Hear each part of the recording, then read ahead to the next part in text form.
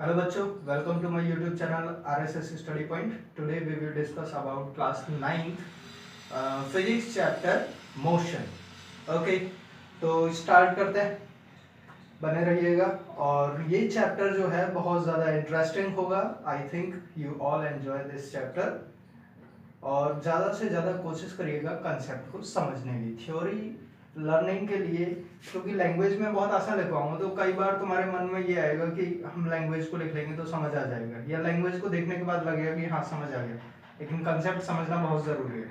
जब कंसेप्ट समझ में आ जाएगा तो थ्योरी तुम लोग खुद बना दोगे और आसान थ्योरी बना दोगे। Okay, so let start. देखो, मोशन के बारे में बात करने से पहले हम लोग इससे रिलेटेड टर्म्स को जो है पता कर लें तो ज़्यादा बेहतर होगा हमारे लिए, कि डायरेक्ट मोशन पे अगर हम चलते हैं तो वो बेनिफिशियल नहीं होगा, आगे आगे बहुत सारी प्रॉब्लम्स आएंगी। इससे अच्छा है कि बिल्कुल जीरो से स्टार्ट करते हैं हम लोग, छोटे छोटे टॉपिक्स को लेके स्टार्ट करेंगे। ठीक है ना। देखो, मोशन को समझने से पहले फिजिकल स्टेट समझनी जरूरी होगी, किसी भी बॉडी की फिजिकल स्टेट क्या हो सकती है। सेकेंड नंबर पे फिर रेस्ट समझना होगा, फिर आपका मोशन आएगा, और जब ये दोनों आप समझ जाएंगे फिर आप मोशन को आसानी से समझ जाएंगे। ठीक है ना। तो क्या होता है, कैसी फिजिकल स्टेट होती है, वो सारी चीज के बारे में बात करेंगे। ठीक है ना। और हम जो भी बात करेंगे वो एक पर्टिकुलर रेफरेंस फ्रेम के रेस्पेक्ट में बात करेंगे। तो सबसे पहले जो है आपका रेफरेंस फ्रेम जो होता है वो क्या होता है वो देखते हैं। ठीक है ना। तो रेफरेंस फ्रेम कुछ नहीं होता, बस आप लोगों के लिए कोई एक पॉइंट जैसे मैंने बना दिया, मैंने बनाया यहाँ पे कोई एक पॉइंट है। ठीक है ना। अब इस पॉइंट की लोकेशन मैं कहूंगी ये पॉइंट कहां पर है, तो आप कहेंगे सर व्हाइट बोर्ड पर है। व्हाइट बोर्ड पर बना हुआ है ये, तो हमें पता चल गया।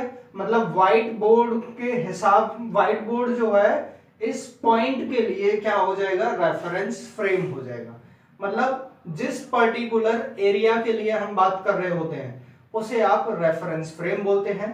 अभी समझ नहीं आया होगा, अभी आएगा समझ। देखो क्या होता है इसमें, आप एक चीज समझ लो कि पूरे यूनिवर्स में, ठीक है ना, कोई भी चीज कंप्लीटली रेस्ट पर नहीं है। हम लोग सोचते हैं कि हम लोग तो चारपाई पे बैठे हुए हैं या बेड पे सो रहे हैं। ठीक है ना।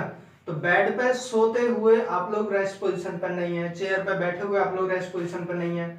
हम लोग बात करते हैं कि डस्टर टेबल पर रखा है और वो टेबल पे ही रहता है, चेंज ही नहीं हो रहा। इसका मतलब हम लोग सोचते हैं कि जो डस्टर है वो रेस्ट पोजीशन पे है, लेकिन एक्चुअली अगर उसे देखा जाए तो वो रेस्ट पोजीशन पर नहीं है, वो मोशन में है। कैसे मोशन में, बड़ी खतरनाक बात बोली है सर आपने, ये हमें झूठा पड़ा रहा है। चलो तो देखते हैं कैसे वो मोशन में होता है रियलिटी में। एक चीज पर छोटा सा एक एग्जांपल लेते हैं, जब ध्यान देना तो समझ आएगा। हम लोगों ने एक एग्जांपल लिया, एक बस के बारे में बात करें। बस के अंदर कुछ पैसेंजर बैठे हुए हैं। ठीक है ना। अब जो आदमी बस के बाहर खड़ा है वो बस के अंदर वाले पैसेंजर्स को देखेगा तो क्या होगा, पैसेंजर उसे चलते हुए नजर आ रहे हैं, लेकिन बस के अंदर वाले आदमी उस बैठे हुए पैसेंजर को जिसको देख रहे थे उसके हिसाब से वो रेस्ट पर है, क्योंकि वो अपनी एक ही जगह पर है। ठीक है ना। तो ये जो चीज होती है रेस्ट या मोशन, ये डिस्क्राइब होता है उसके रेफरेंस फ्रेम से। क्योंकि इंसान जो है, पैसेंजर जो है वो बस के अंदर बैठा हुआ है, तो बस के हिसाब से, सॉरी उस इंसान के हिसाब से बस जो है उसका रेफरेंस फ्रेम हो गया। ठीक है ना। अब किस फ्रेम के हिसाब से हम देख रहे हैं, हम अगर बस के बाहर से देख रहे हैं, मतलब रेफरेंस फ्रेम से बाहर से देख रहे हैं तो ऑब्जेक्ट हमें मोशन में दिखाई दे रहा है, जबकि रेफरेंस फ्रेम के अंदर से अगर हम देखते हैं तो ऑब्जेक्ट हमें रेस्ट पोजीशन पे दिखाई देता है। लिफ्ट के अंदर कोई आदमी जा रहा है, ठीक है ना, बाहर से हम लोग देख रहे हैं तो लिफ्ट पता चलता है, लिफ्ट ऊपर जा रही है, आदमी भी ऊपर जा रहा है, जबकि आदमी अपनी जगह पे खड़ा है, वो हिल भी नहीं रहा है, फिक्स अपनी जगह पे खड़ा है। ठीक है ना। तो वो हमारे हिसाब से तो मोशन में है, लेकिन उस लिफ्ट के अंदर एक और दूसरा आदमी खड़ा है, उसके हिसाब से वो रेस्ट पर है, क्योंकि वो चल ही नहीं रहे। तो उन दोनों का जो रेफरेंस फ्रेम था वो क्या था, वो लिफ्ट थी। तो जो रेस्ट और मोशन वाली कंडीशन होती है ये जो है रेफरेंस फ्रेम के अकॉर्डिंग जो है सेट होती है। ठीक है ना। अर्थ है, अर्थ हर समय मूविंग पोजीशन पर रहती है और हम सब अर्थ पर रहते हैं, इसका मतलब हम सब क्या है, रेस्ट पर नहीं है, मोशन में है। लेकिन अर्थ वाला जो है, पूरा अर्थ जो होगी वो हम सब के लिए एक रेफरेंस फ्रेम होगी, इसलिए हम लोग को लगता है कि हम रेस्ट पर हैं जब हम रेस्ट पर हैं। ठीक है ना। और किसी एक पर्टिकुलर प्रेफरेंस से अलग जाते हैं, जैसे हम लोग अर्थ से बाहर चले गए, मून पे चले गए और मून पे से आपको देखें, तब आप लोग भले ही रेस्ट पे बैठे हो लेकिन उस टाइम मोशन में दिखाई दोगे क्योंकि अर्थ मोशन में है। तो यहाँ से एक चीज तो ये समझ में आती है कि कोई भी बॉडी कंप्लीटली रेस्ट पोजीशन पे नहीं होती, ठीक है ना, क्योंकि हम लोग जो रेस्ट और मोशन को डिफाइन करते हैं वो एक पर्टिकुलर रेफरेंस की वजह से डिफाइन कर पाते हैं। पर्टिकुलर रेफरेंस का मतलब है पर्टिकुलर जगह। अब मैं अपने कमरे में बैठा हुई हूँ, तो मेरे कमरे में अब मैं यहाँ पे खड़ा हुआ हूँ, तो यहाँ से मेरी जो पोजीशन होगी, इस दीवार से डिस्टेंस, इस दीवार से डिस्टेंस, इस दीवार से डिस्टेंस और वहां से डिस्टेंस, अर्थ से हर जगह से जो मेरा डिस्टेंस है या पोजीशन है वो सेम है नहीं है, क्योंकि मैं हिल ही नहीं रहा, मैं ऐसे ही खड़ा हूं तो मेरी पोजीशन चेंज नहीं हो रही है, मतलब मैं रेस्ट पे हूं। तो ये पूरा कमरा जो होगा, ये पर्टिकुलर प्लेस या पर्टिकुलर एरिया जो हो गया, ये मेरे लिए रेफरेंस फ्रेम है, ठीक है ना। और जैसे ही मैं इसके अंदर मूव करूं, अब मैं ऐसे मूव करने लग गया, अब मेरी पोजीशन चेंज होती जा रही है तो मैं मोशन में आ गया। मतलब जब भी पोजीशन चेंज होती है, ठीक है ना, तब आप जो है मोशन में होते हैं। जब पोजीशन चेंज नहीं होती है, फिक्स होती है एक पर्टिकुलर रेफरेंस में, तो उसे आप रेस्ट बोलते थे, ठीक है ना। तो ये दो ही फिजिकल स्टेट की, ये दो टाइप की होती हैं। पहली जो होगी आपकी रेस्ट वाली होगी और दूसरी वाली जो होगी आपकी मोशन की होगी। फिजिकल स्टेट हमें समझ में आया। अब रेस्ट के बारे में अगर हम बात करें, ठीक है ना, रेस्ट के बारे में हम लोग बात करते हैं, तो यहां पर लिख सकते हैं कि if the position of a body remains same with respect to a frame, एक फ्रेम के रेस्पेक्ट में इस बॉडी की जो पोजीशन है वो सेम है, ठीक है ना, with respect to a frame, then body is said to be in rest। तब आप बॉडी को जो है रेस्ट में बता सकते हैं, ठीक है। ये रेस्ट की डेफिनेशन हो गई। दूसरे में आप लोग फिर मोशन के बारे में बात करें। मोशन की डेफिनेशन अगर हम यहां से देखें तो यहां पर क्या आ जाएगा कि if the position of a body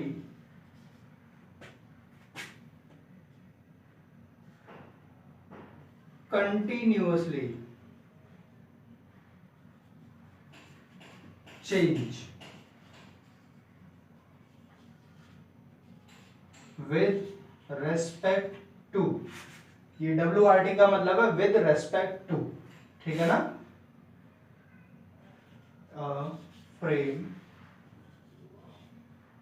frame of reference भी बोल देते हैं, खाली फ्रेम ही नहीं, कोई जरूरी नहीं है, frame of reference.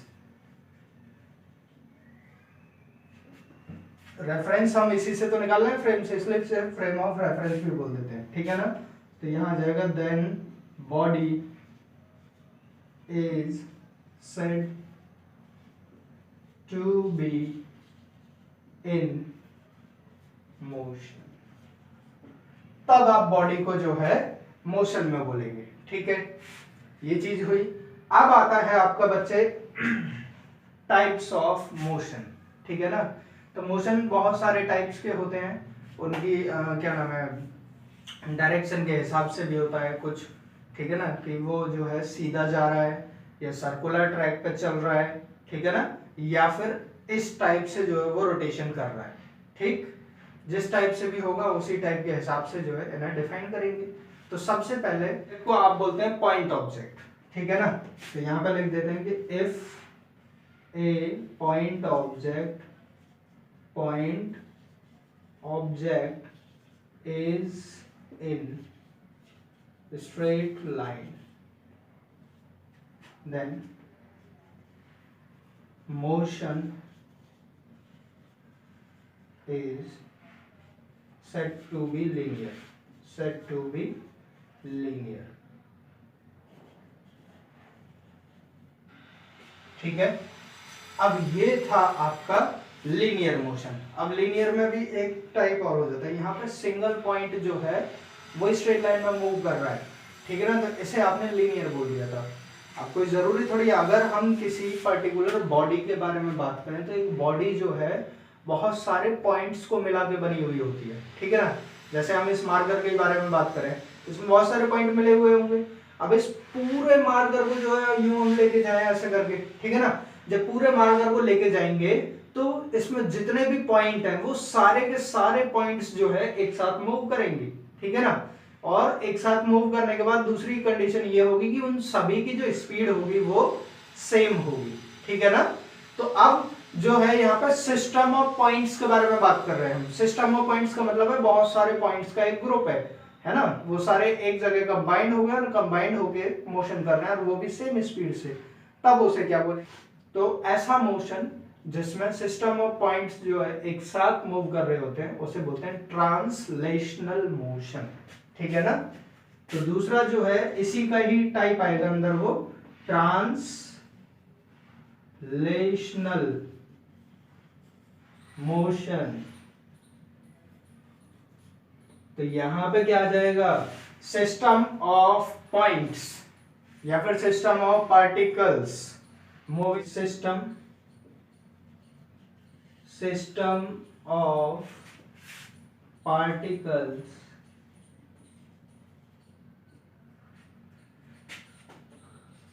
moves in a parallel parallel straight line is called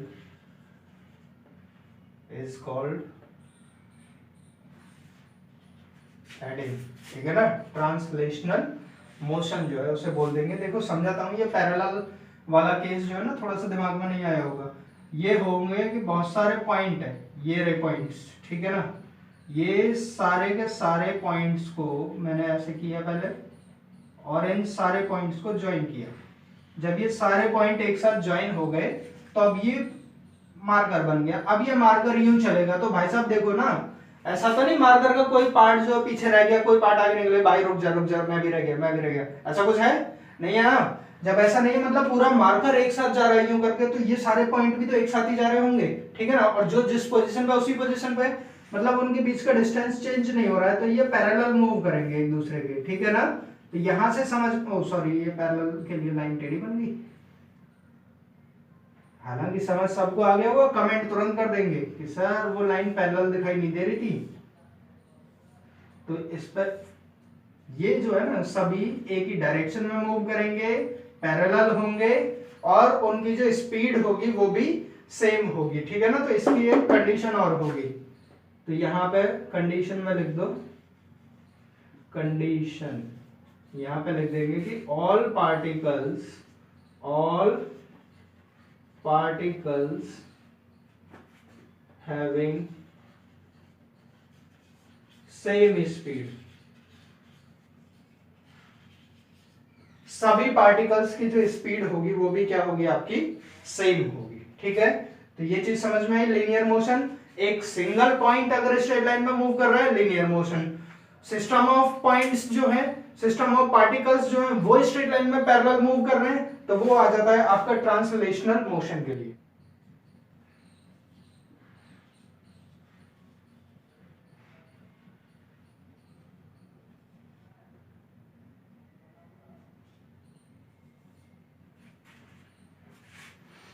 अब आते हैं सर्कुलर मोशन पर, ठीक है ना। सर्कुलर मोशन, अगर कोई एक सिंगल पॉइंट सर्कुलर ट्रैक पे मूव कर रहा है तो उसे क्या बोल देंगे, सर्कुलर मोशन। चीज आई समझ में। If a single point moves in a circular track then that motion is known as circular motion. तो बस यहां पे लिख देंगे इफ अ सिंगल पॉइंट, इफ single point moves in a circular track या फिर circular path, then that motion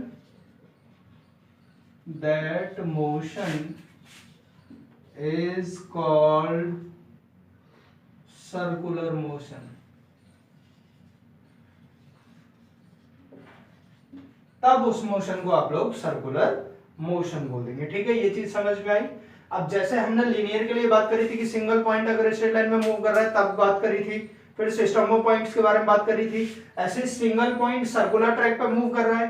अब ये भी तो हो सकता है कि पूरा सिस्टम ही जो है पार्टिकल्स का जो वो भी सर्कुलर ट्रैक पे मूव करे, तब उसको क्या बोलेंगे वो देख लेते हैं। ठीक है ना, rotatory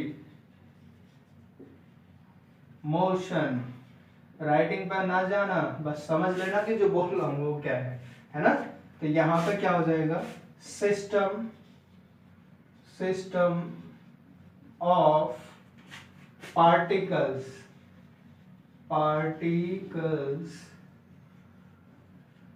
moves in a circular path with same speed जो है, ठीक है ना, एंड डिस्टेंस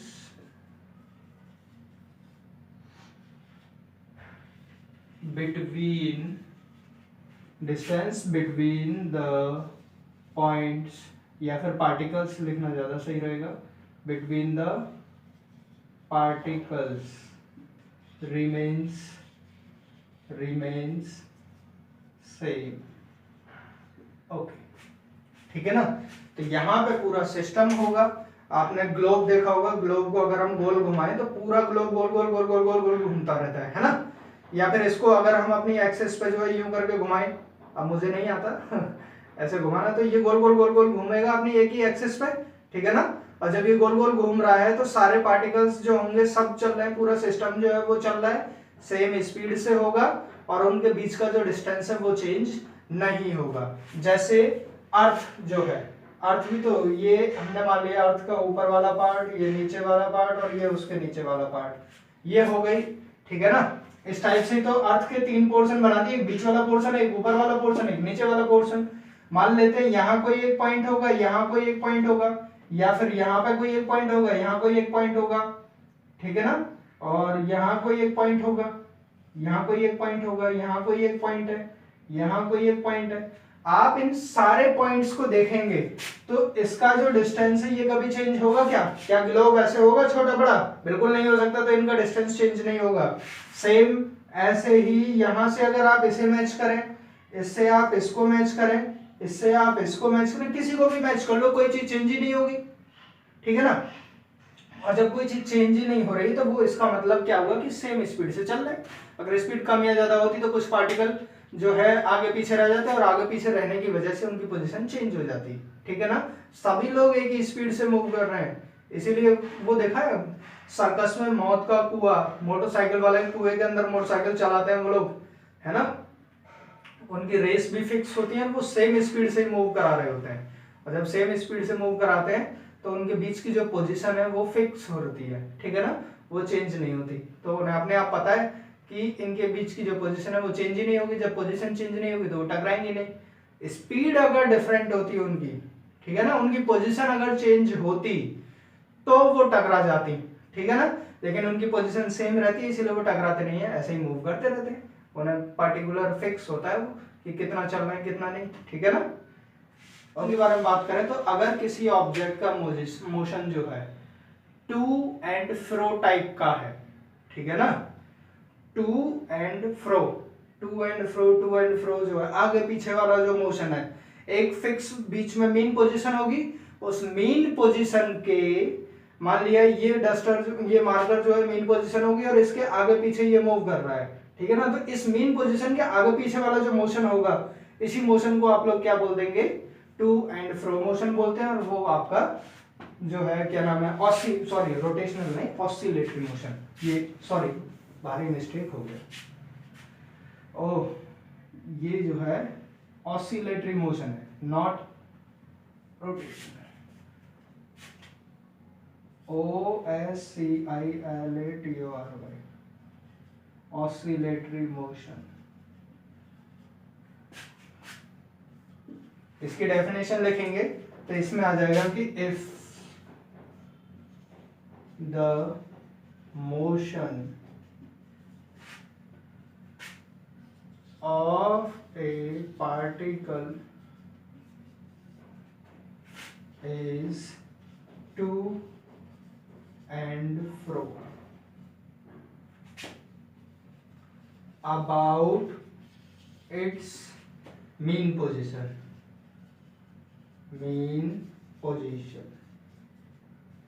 अगर किसी पार्टिकल का मोशन एक मीन पोजीशन के थ्रू आगे पीछे वाला होगा तो उसे आप क्या बोल देंगे, ऑसिलेटरी मोशन बोल देंगे, ठीक है ना। About its mean position, then that motion is known as oscillatory motion. तो यहां पर लिख देंगे mean position is called, then that motion is called, then that motion is called oscillatory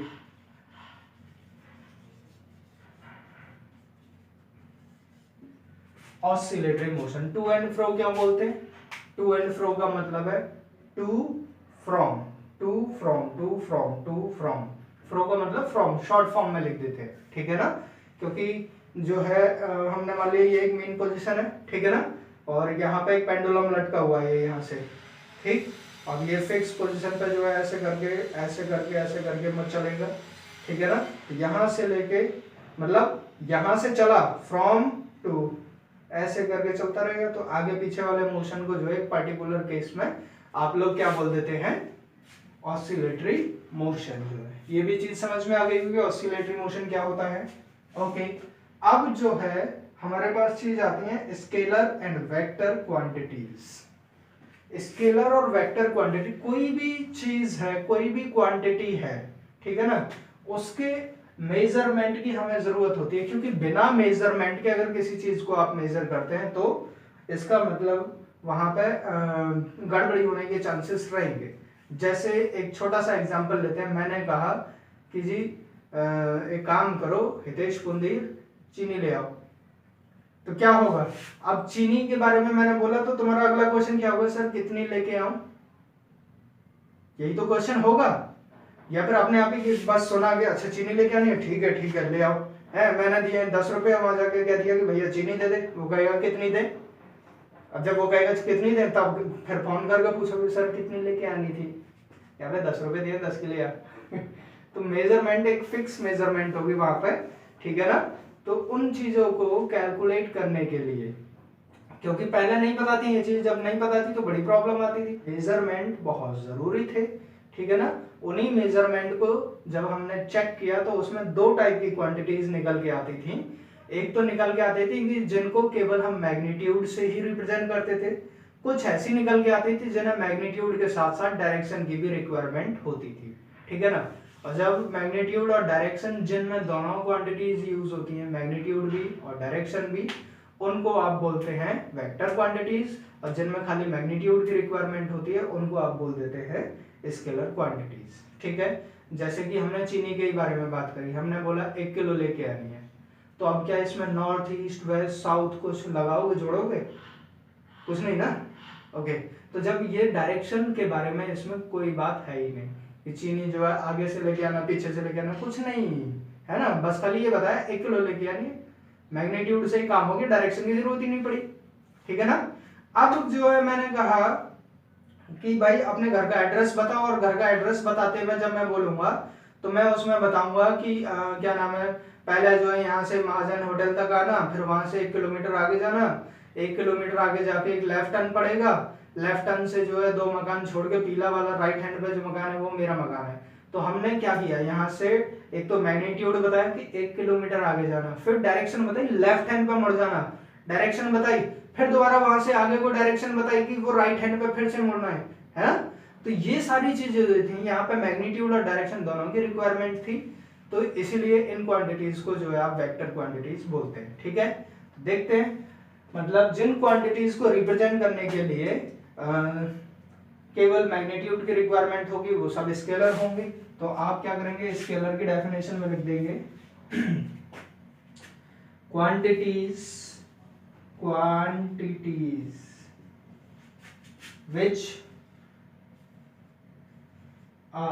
which are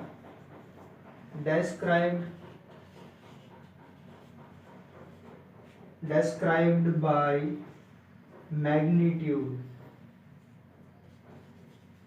magnitude only। ऐसी quantities जो केवल magnitude से describe होती हैं उन्हें क्या बोल देंगे, are called heading scalar quantities, SCALAR scalar quantities.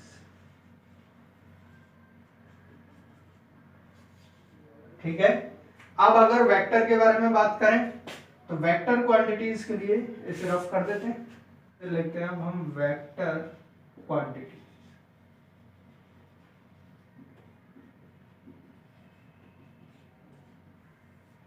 तो इनको रिप्रेजेंट करने के लिए मैग्नीट्यूड और डायरेक्शन दोनों की रिक्वायरमेंट होगी। ठीक है ना, तो यहां पे क्या लिख देंगे, quantities which are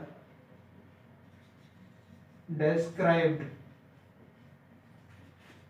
by magnitude as well as direction, both are called vector quantity. ठीक है ना, स्पेलिंग पूरी कर देना, आर कॉल्ड वेक्टर क्वांटिटीज। ठीक है ना, इसके बारे में जैसे हमने बात करी अभी स्केलर के बारे में, तो स्केलर क्वांटिटी में क्या हो जाएगा, मास जो है, किलोग्राम जो है, मास आपका कैसी क्वांटिटी होगी, इसमें आपको कोई डायरेक्शन की रिक्वायरमेंट नहीं होती। चीनी लाए थे हम 5 किलो लेके आए या 1 किलो लेके आए, तो केवल मैग्नीट्यूड की रिक्वायरमेंट थी, डायरेक्शन तो नहीं बतानी थी। तो यहाँ पे जो मास होगा एग्जाम्पल हो जाएगा इसका मास। ठीक है ना, या फिर आप बात करें डिस्टेंस,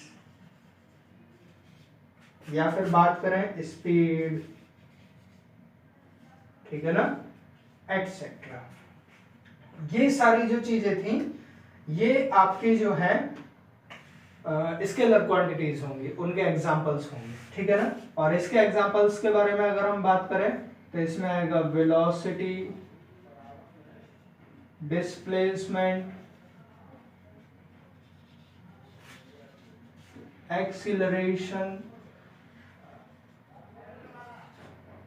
एटसेट्रा।